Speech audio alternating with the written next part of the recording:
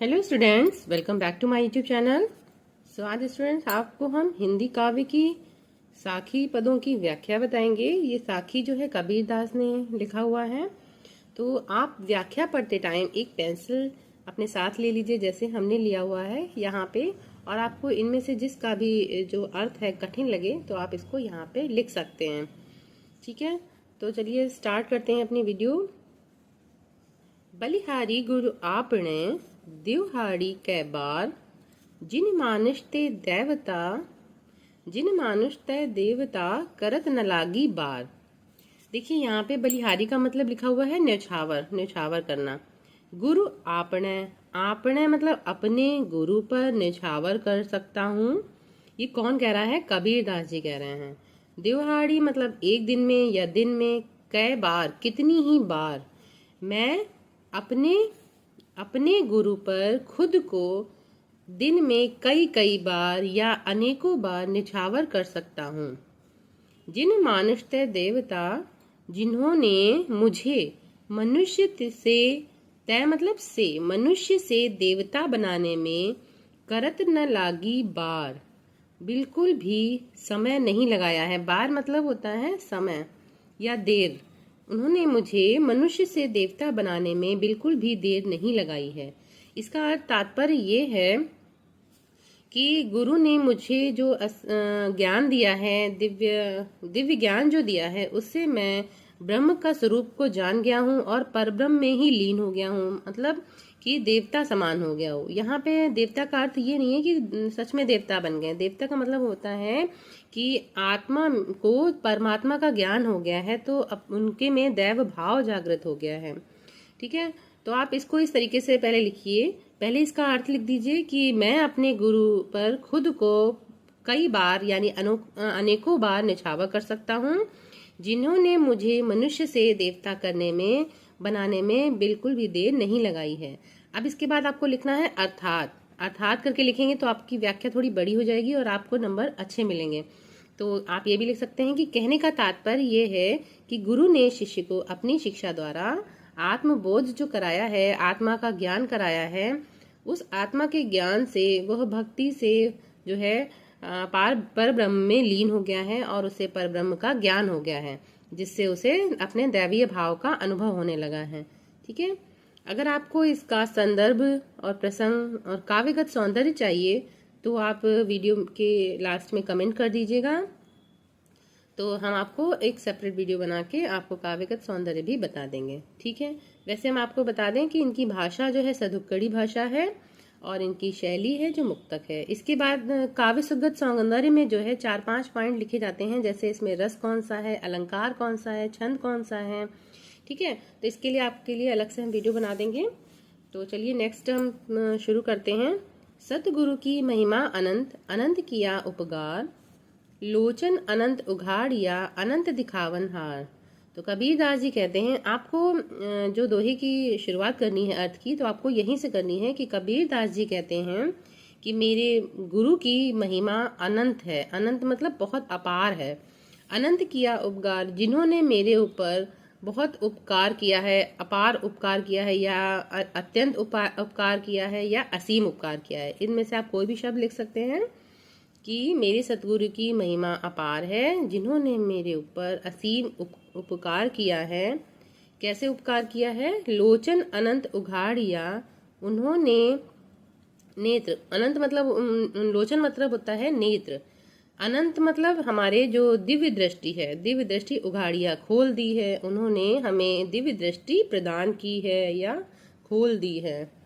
ठीक है, अनंत दिखावन हार, और हमें अनंत के दर्शन कराए हैं। दिखावन हार मतलब दिखाया है या दर्शन कराया है। अनंत के, अनंत मतलब पर ब्रह्म के हमें दर्शन कराए हैं।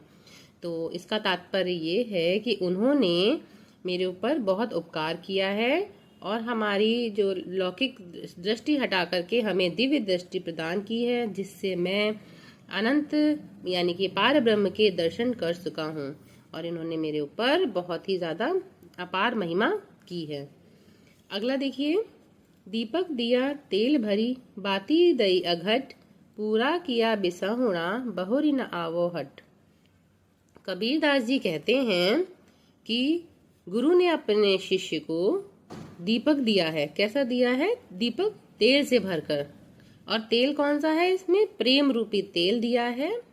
गुरु ने अपने शिष्य को प्रेम रूपी तेल से भरा हुआ ज्ञान रूपी दीपक दिया है। आप यहाँ तेल को समझ लीजिए प्रेम, और दीपक को, दिया को समझ लीजिए ज्ञान का दीपक दिया है।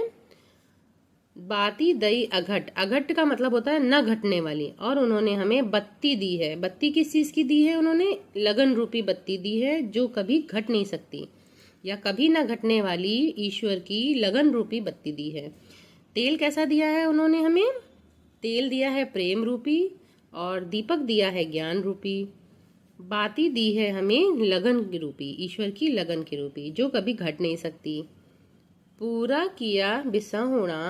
अब हमने क्या, कबीरदास जी कहते हैं कि इस ज्ञान रूपी दीपक के प्रकाश में कबीर ने पूरा कर लिया है बिसहुणा। बिसहुणा का मतलब होता है फेरा पूरा कर लिया है, जो जीवन का चक्र होता है उसे पूरा कर लिया है।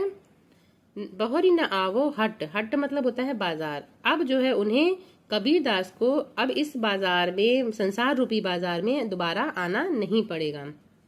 क्या करने के लिए आना नहीं पड़ेगा?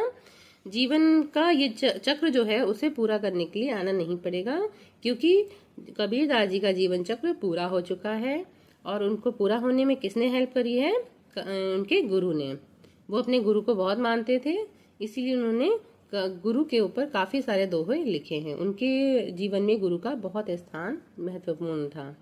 ठीक है, इसको हम इस तरीके से एक बार और रिवीजन कर लेते हैं। गुरु ने अपने शिष्य को प्रेम रूपी तेल से भरा हुआ ज्ञान रूपी दीपक दिया है, और ईश्वर की लगन रूपी बत्ती दी है, जो अघट है, यानी कि कभी न घटने वाली है, जिसके प्रकाश में उन्होंने पूरा किया है बिसहुणा। जीवन का चक्र जो है, एक फेरा जो है जीवन का, पूरा कर लिया है। अब उन्हें संसार रूपी बाजार में, हट मतलब बाजार, इस बाजार में दोबारा नहीं आना पड़ेगा। ठीक है, अब अगला देखिए। बूढ़े थे परि उबरे, गुरु की लहरी चमकी, भेरा देखा जर्जरा, उतरी पड़े फरकी। जी कहते हैं कि मैं सांसारिक मोह माया में लगभग डूब चुका था। बूढ़े मतलब डूबना, मैं डूब चुका था, परंतु जो गुरु ने मेरे ऊपर कृपा की है, अब मैं उस सांसारिक मोह माया से बाहर आ चुका हूँ, उबर चुका हूँ। उबरे मतलब बाहर आना। और गुरु की जो लहर चमकी है, कृपा उन्होंने जो की है, कृपा रूपी लहर जो चमकी है, उसके प्रकाश में मैंने देखा कि मैं जिस नाव में सवारी कर रहा था वो जर्जर है, जीर्ण शीर्ण है। जो मैं सांसारिक मोह माया में पड़ा हुआ था वो तो नश्वर है। तो मैं उस पर से उतर ही पड़े फरकी, मैं उस पर से तुरंत कूद कर उतर गया, उतर पड़ा। ठीक है, मतलब गुरु की कृपा हुई और मैंने तुरंत से सांसारिक मोह माया त्याग दी। ठीक है, एक बार इसको देख लीजिए। बूढ़े थे पर उबरे, मैं लगभग सांसारिक मोह माया में डूब चुका था, परंतु उनकी कृपा से मैं अब उबर चुका हूँ, बाहर आ चुका हूँ। गुरु की कृपा रूपी जब लहर चमकी है तो उसके प्रकाश में मैंने देखा कि मेरी सांसारिक जो नाव थी, सांसारिक मोह माया रूपी जो नाव थी, वो जीर्ण शीर्ण है, जर्जर है, और मैं तुरंत उस पर से कूद करके उतर गया। मतलब मैंने सांसारिक मोह माया को छोड़ दिया। अगला देखिए। चिंता तो हरि नाम की और न चिंता दास, जे कुछ चितवै राम बिन सोई काल की पास। कबीरदास जी कहते हैं, मुझे तो केवल राम नाम की चिंता है। चिंता मतलब चिंतन। मुझे तो केवल राम नाम का ही चिंतन करना है, हरि के नाम का ही चिंतन करना है, और मैं किसी सांसारिक वस्तु का चिंतन नहीं कर सकता। जे किछ चितवै राम बिन, और राम के बिना जो भी चिंतन करता हूँ वो मेरे लिए काल की पास के समान है, मतलब मृत्यु की फांस के समान, फंदे के समान है। मतलब मुझे तो सिर्फ राम नाम का ही चिंतन करना है। इस संसार में राम नाम के सिवा या ईश्वर के सिवा बाकी सब कुछ नश्वर है, यानी कि मृत्यु के समान है, इसलिए मुझे सिर्फ राम नाम का ही चिंतन करना है। तू करता तू भया, मुझ में रही न हूँ, बारी फेरी बल गई, जित देखो तित्तू। कबीरदास जी कहते हैं, मैं तू करता मतलब तेरा नाम रटते रटते ही तू हो, तुम ही हो गया हूँ, मतलब तुम्हारा ही स्वरूप बन गया हूँ। मुझ में रही न हूँ, अब मुझ में हूँ मतलब अहंकार, अब मुझ में अहंकार शेष नहीं बचा है, मतलब मुझ में मेरेपन का भाव नहीं बचा है। मैं तुम्हारा ही स्वरूप बन गया हूँ। बारी फेरी, अब मेरा जो फेरा है, जीवन का चक्र है, वो पूरा हो गया है। बारी फेरी, मेरा जीवन चक्र पूरा हो गया है, अर्थात मैंने जन्म मरण का जो बंधन है वो पूरा कर लिया है। अब मुझे इसमें दोबारा नहीं पड़ना पड़ेगा। अब मैं जिधर भी देखता हूँ मुझे तुम ही दिखाई पड़ते हो, मतलब मैं सर्वत्र मुझे तुम ही दिखाई पड़ते हो, परमात्मा के ही मुझे दर्शन होते हैं। अब जीवात्मा जो कहती है मैं तुम्हारे ऊपर बलिहारी जाना चाहती हूँ, मैं तुम्हारे ऊपर निछावर होना चाहती हूँ, क्योंकि तुमने मेरे ऊपर बहुत उपकार किया है। अगला देखिए, कबीर सूता क्या करे, काहे न देखे जागी, जाके संग तय बिछुड़िया, ताही के संग लागी। कबीरदास जी कहते हैं जीवात्मा से, अब तुम सोते हुए क्या कर रहे हो। सोने का मतलब यहाँ पे है अज्ञान रूपी, मोह रूपी अज्ञान में पड़े हुए हो, सांसारिक मोह माया में पड़े हुए क्या कर रहे हो। काहे न देखे जागी, तुम गुरु ज्ञान के प्रकाश में पढ़कर जगना क्यों नहीं चाहते हो। जाके संगते बिछुड़िया, देखिए आत्मा जो है परमात्मा का अंश है, तो तुम जो है परमात्मा से अलग हो गए हो, बिछड़ गए हो, तो उन्हीं के संग में क्यों नहीं लग जाते हो। कबीरदास जी कहते हैं इसका अर्थ यह है कि तू ब्रह्म का ही एक अंश है और अज्ञानतावश सोए हुए पड़े हो। अब तुम्हारा कर्तव्य है कि तुम नींद से जागो और ज्ञान का प्रकाश फैलाओ, और जिससे भी बिछड़ के आए हो, अलग हुए हो, तो उसके साथ पुनः उसी में लग जाओ और तुम्हें इससे अत्यंत आनंद प्राप्त होगा। अगला देखिए, केसव कई कई कूकिए, न सोइए असरार, रात दिवस तय कूकड़े, कभो लगे पुकार। कबीरदास जी कहते हैं केसव, केसव मतलब केशव, तो यहाँ पे केशव का मतलब है राम से या ईश्वर से। ईश्वर का नाम जब जप के तुम उन्हें पुकारो, कुकियो मतलब मधुर आवाज में उन्हें पुकारो, क्योंकि ईश्वर के नाम में मधुरता है। तो तुम राम का नाम ले लेकर उन्हें पुकारो। ना सोइए असरार, हठ पूर्वक मोह माया की नींद में मत सो। रात दिवस के कूकड़े, जब तुम रात और दिन उनका नाम पुकारोगे तो वो कभी तो तुम्हारी पुकार सुनेंगे, कभी तो तुम्हारी पुकार उन तक पहुंचेगी। तो कबीरदास जी कहते हैं तुम भगवान का नाम, उनका नाम स्मरण पर बल देते हैं। कबीरदास जी कहते हैं तो उनका नाम का जप करते रहो, और उनका नाम बहुत प्यारा है, और अपनी जो नींद है, जो मोह माया की जो नींद है, उससे जागो, उसको मत सोते रहो। रात दिन जब तुम ऐसा करोगे, उनको पुकारोगे, तो कभी ना कभी तो तुम्हारी पुकार उन तक अवश्य पहुंचेगी। अगला देखिए, लंबा मार्ग दूर इकट, बिकट पंथ बहुमार, कहो संत क्यों पाइए, दुर्लभ हरि दीदार। कबीरदास जी कहते हैं प्रभु को पाने का या ब्रह्म को पाने का जो मार्ग है वो बहुत लंबा है, और उनका जो घर है, उनका जो स्थान है वो बहुत दूर है। विकट पंथ, जो पंथ है, जो रास्ता है वो बहुत कठिन है, विकराल है, बहुमार, और वहाँ पे बहुत सारी बाधाएं हैं। इतना सब उनके तक पहुँचने में लगता है, मतलब उनको वहाँ तक पहुँचना आसान नहीं है। कहो संत क्यों पाइए, वो कहते हैं संतों, आपको कैसे मिल सकता है जो इतना दुर्लभ है। हरि दीदार, हरि के दर्शन करना इतना दुर्लभ है, उनके दुर्लभ दर्शन कैसे प्राप्त हो सकते हैं। अर्थात आपको बहुत मेहनत करनी पड़ेगी, क्योंकि उन तक जाने का मार्ग बहुत लंबा है। एक बार फिर से समझ लेते हैं इसको, कि भगवान को प्राप्ति का जो मार्ग है, जो साधना का मार्ग है, वो बहुत लंबा है, और उसमें साधना करते करते पूरा जीवन बीत जाता है। वहां तक जो पहुंचने का रास्ता है वो सरल नहीं है, बहुत ही ज्यादा कठिन है, और उसमें बहुत सारी बाधाएं आती हैं। बाधाएं कौन कौन सी आती हैं, जैसे परिवार हो गया, मोह माया हो गई, काम क्रोध लोभ, ये सब हो गए, ये सब बहुत बाधाएं आती हैं, इनसे सब पार पाना पड़ता है। तो कहो संत क्यों पाइए, वो संतों से कहते हैं कि आपको कैसे रास्ता मिल जाएगा जो कि इतना कठिन है।